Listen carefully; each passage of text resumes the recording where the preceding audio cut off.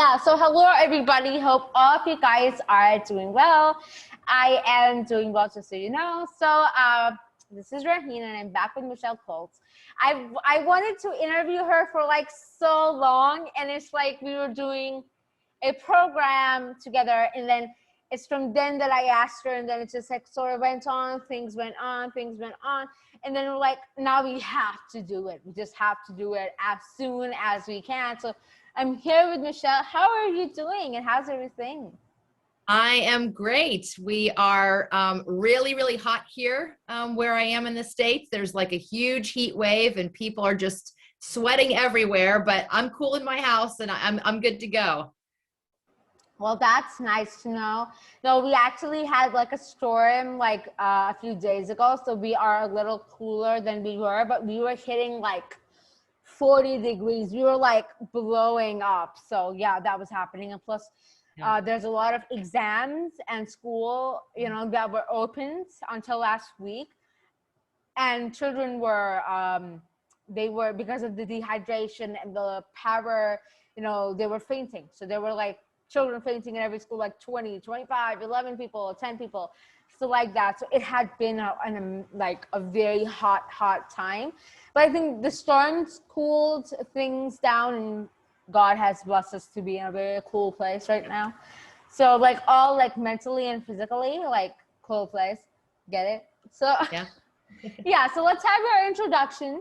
And then I think we can start like how we usually are, just chatting and having a nice, productive conversation. Sure. So I am a longtime teacher. I taught for a while. I taught elementary. I taught college for about 10 years. I opened up a Montessori school and ran that successfully for a bit. And when COVID hit last year, it's been almost a year and a half now, I was new to my area and I started a Facebook group just to help neighbors out, just little things that you might need, maybe need some milk from the store or whatever. And what it turned out to be was this bettering our community, supporting our neighbors. And my son is very active in his robotics team.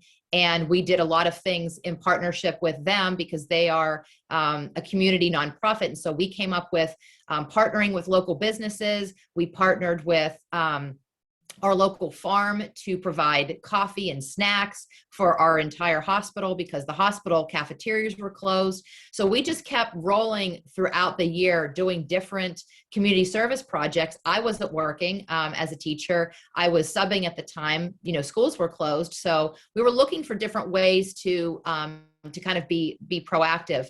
And it slowly turned into what we have today, which is Ignite4Impact. And I just kept saying, praying like I know I'm supposed to be doing this because I have the skills, I have the passion. I've got a master's degree in education, so I know how to teach. And it just happened in January. It just kind of fell into my lap and said, yeah, this is what you need to be doing.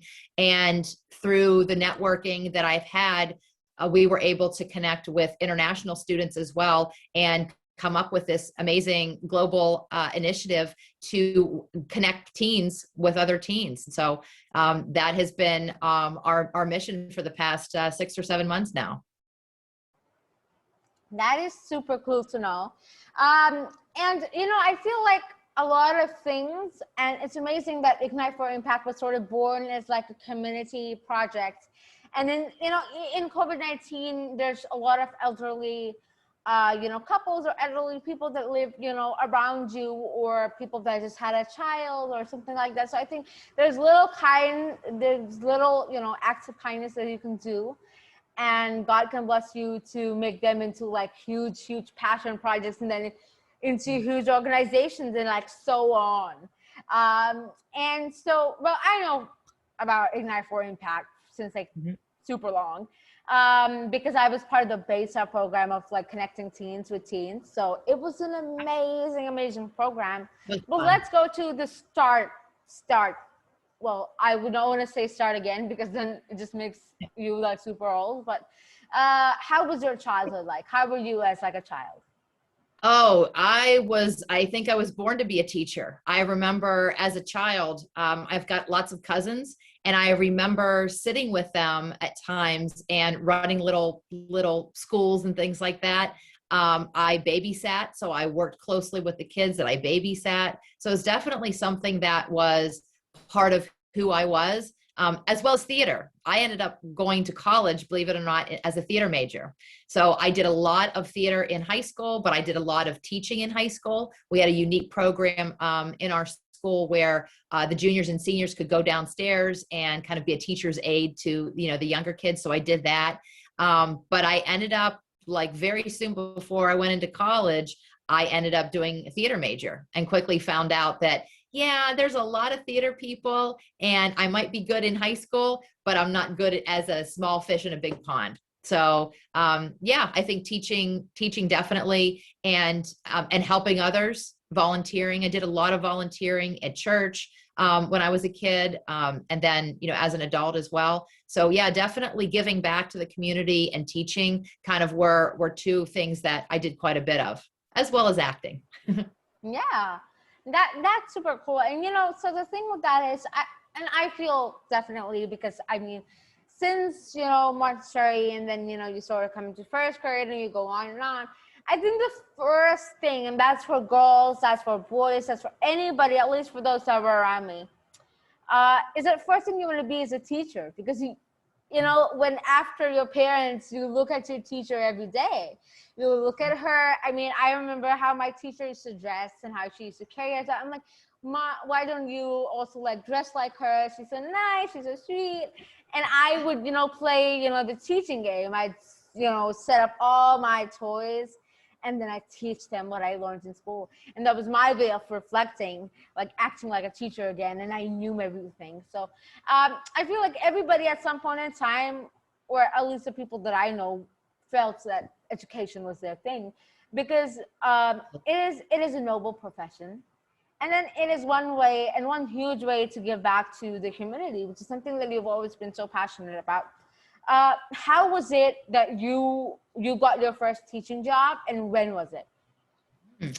Oh, interesting. So I graduated with a degree in speech communication. Not really sure what I was going to do with it, but everything I did over my 4 years kind of culminated into, this degree, because I had changed a few times, refusing to do education. And I worked in graphic design right out of college, and I really enjoyed doing that. But then we lived in Virginia, and I saw an ad to work with children with autism. And I don't know where that passion came from, but I was immediately drawn to it. And so I trained and I started working with kids in their homes on a special program that was a home-based program for kids aged 5. I think my youngest was 5, and my oldest was 10.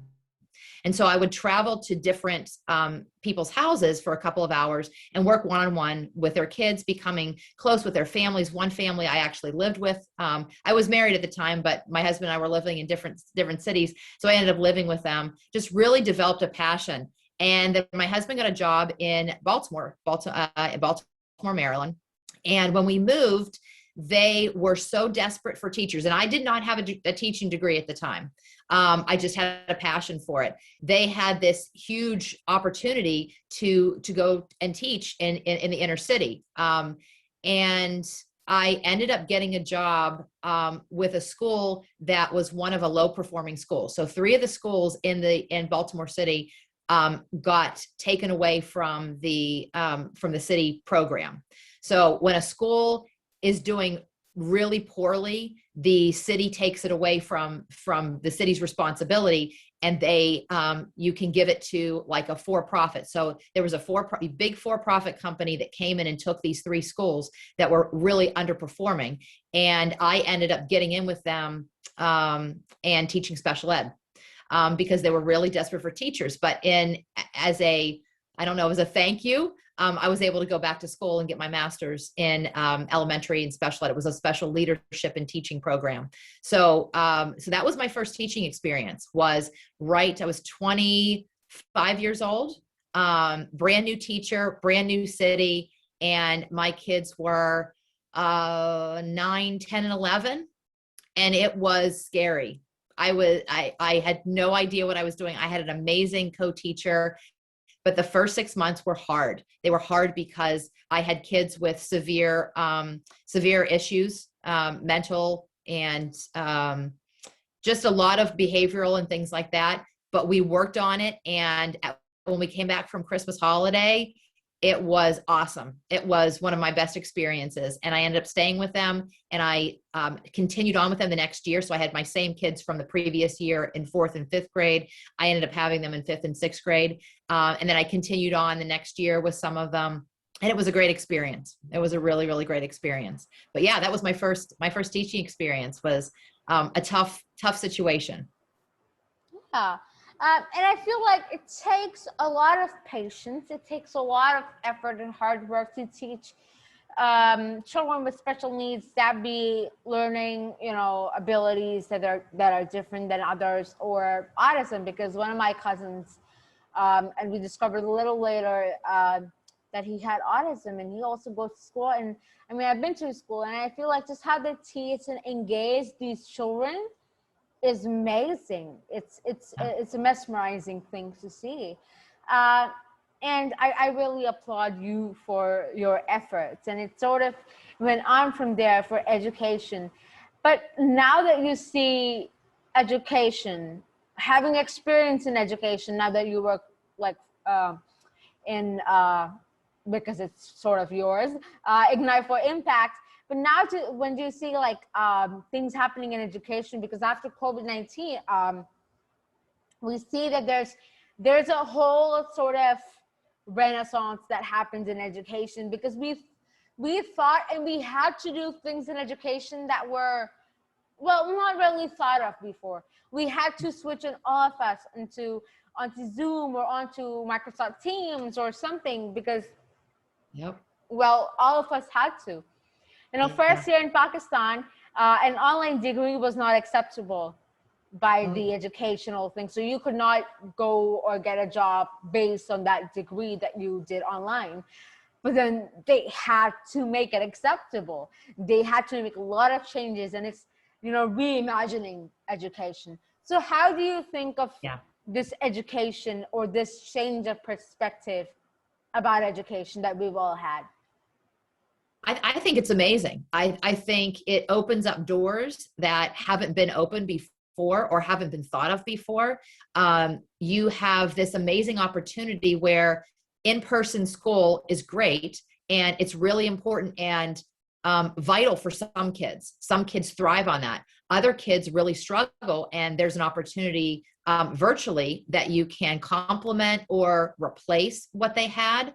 But also it opens up really unique opportunities, like we did for Ignite4Impact, where if we didn't have virtual learning, we would never have the global impact that we could have. So I think with my kids too, doing the virtual classes, they got to see their teacher every day when school was closed. But then you can also have teachers that aren't able to be in the classroom because maybe they're not local, or maybe they need to have kids from different areas, that you can now still have amazing opportunities that you wouldn't have because of Zoom. And so, yeah, with our project, we had experts from all over the world. There's no way that I could gather the amount of talent in the students and the experts all in one place for the amount of time needed, because it's just not feasible with people's work schedules and just with things going on. So I think virtual learning can be amazing. I'm helping a friend teach her class, and we do things where we put up a whiteboard, and again, we've got kids from all over the country that are able to draw and do different things so that other kids can see what they're doing. So the technology is pretty amazing. And I think we're just at the beginning of it. We've only been spending a true year. And I taught college online in a different arena, but we did have some online face-to-face type of learning like we do with Zoom. But this past year, I think we have explored new areas of education online that no one ever thought was possible. And even with my kids' school, if we have a snow day, we don't have a day off. Just jump online and we'll do the same thing. So it cuts out the amount of time that we have off for You know, for snow days, we can have areas where we have snow days and the kids are off for several days. Well, they don't have to do that anymore. They can just get online. So there's a lot of there's some negative to it too, but I think there's, as long as we continue exploring, there's going to be a lot more positive things. Yeah, that's true. Once what happened, it's so funny. Once what happened was that our teacher accidentally muted herself. Um, and I thought the class ended. So I slept with like everything on. I didn't even leave the class. I slept. I'm sleeping now. And what happens is that I try to roll over and my headphones, they unplug. And turns out because I slept and then she unmuted herself and she was talking and she was calling my name. And she repeatedly is calling my name, Raheen, Raheen, Raheen. Of course, I'm asleep. And once the headphones, unplugged, then it's Raheen in my entire house. And my mom comes in and she's like, wake up. And I am unmuted.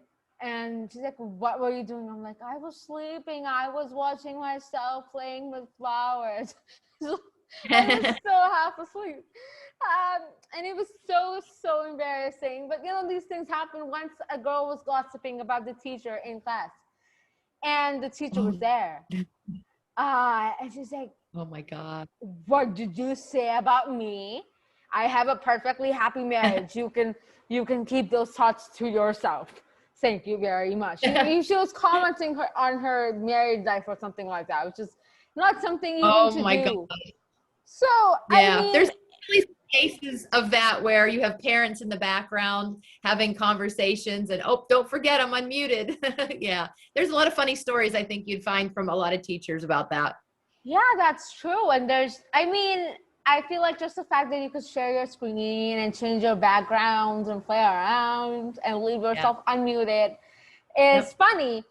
Now, I want to ask you something. I feel like as educators or as teachers or as just member of this educational community, it gives you huge responsibility because then you get to make like super direct impact into these young children's mind that are going to be leaders of tomorrow, are going to be individuals that get to do different things and shape our tomorrow. And I think it's just huge opportunity, responsibilities, a lot of positive adjectives in one as well.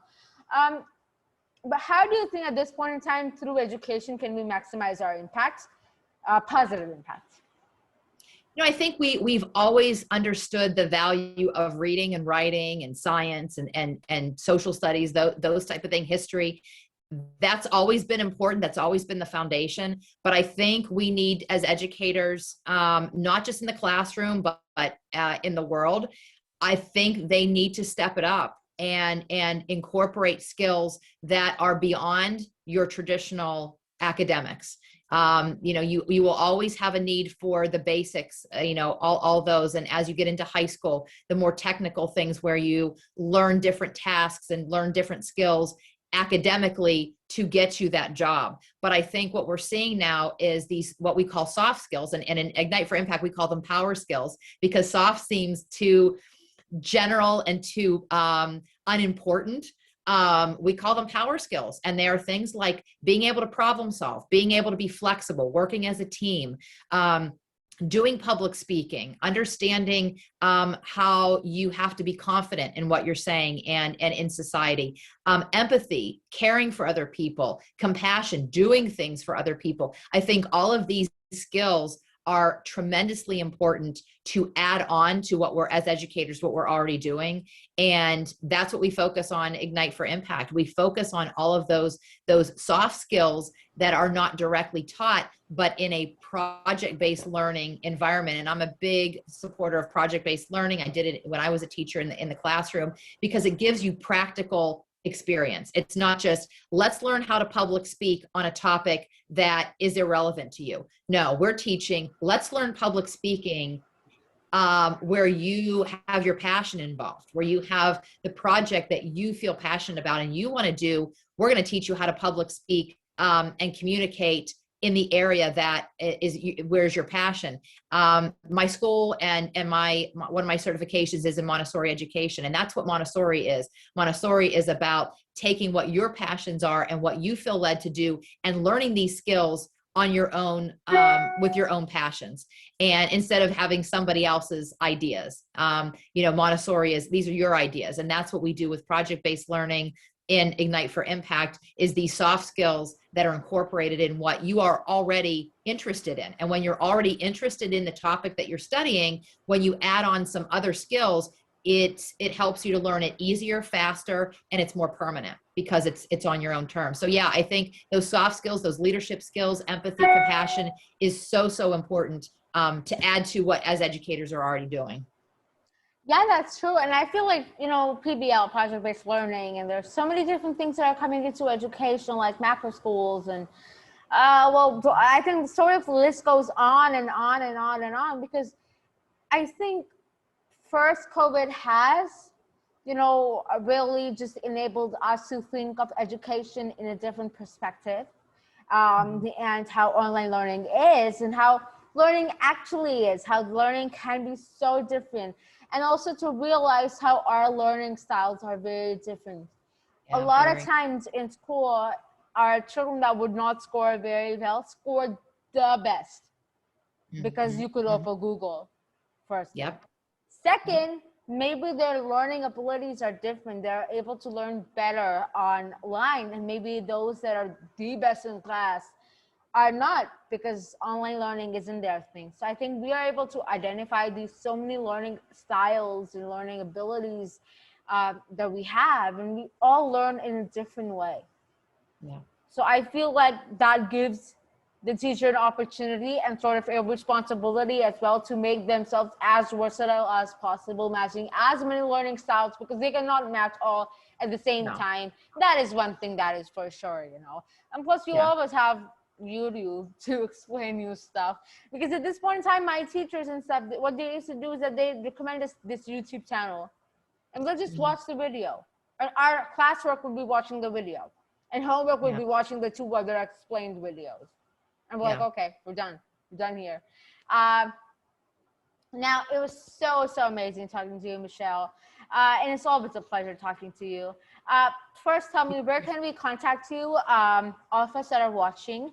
And if they want to be part of or contribute to Ignite for Impact, how can they do that? Yeah, so our program initially started as monthly challenges, but we're turning it into a school-based project. Challenges where September through May, they are going to be working with students from all over the world. And so we are looking for schools that are interested in participating. We will have a selection based on what you understand about the program, but you can go on ignite4impact.com.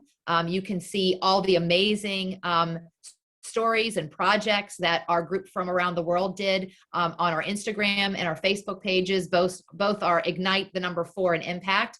But the way that this program will be funded is we're looking for donors and sponsors and partners at different levels, because we are going to have it in each group.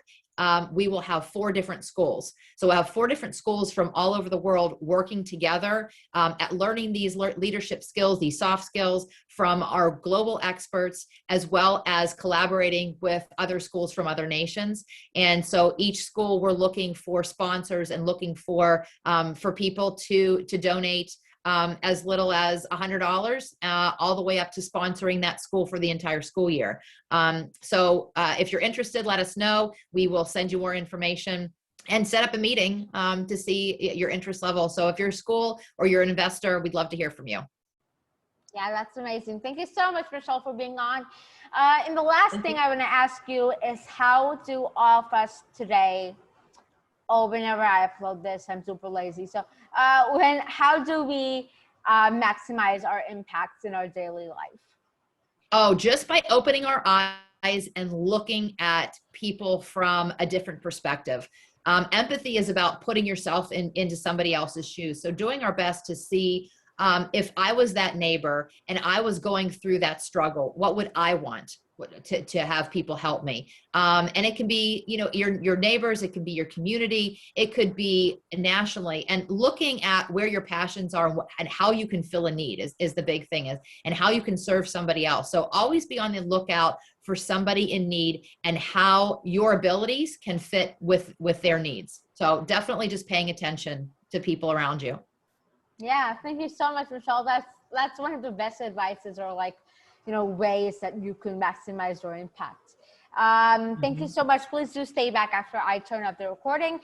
Thank you so much, everybody, for watching. And it was honestly a pleasure to have Michelle on, as we have been friends.